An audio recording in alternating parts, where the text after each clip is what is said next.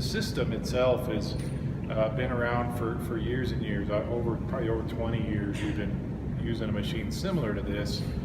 What's new is the ability for us to have multiple screens. Before we had just a single screen.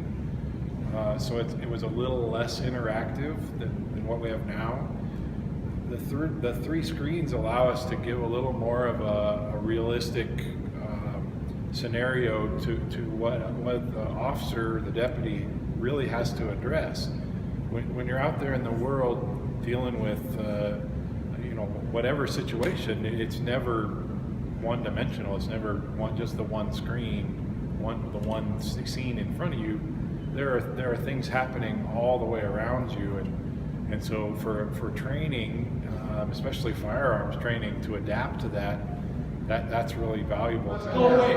Just put it down. Get the hell out of here. Put it down. You can't stop this. Put it down.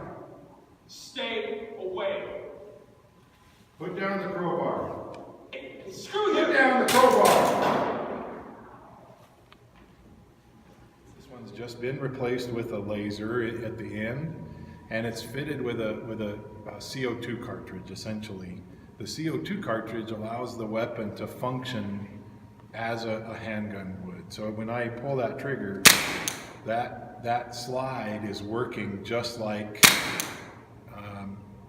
it would if I was firing a real bullet. There are hundreds of scenarios that allow us to do anything from a simple traffic stop to just responding to a domestic violence call, handling a disturbance at a school, an active shooter situation.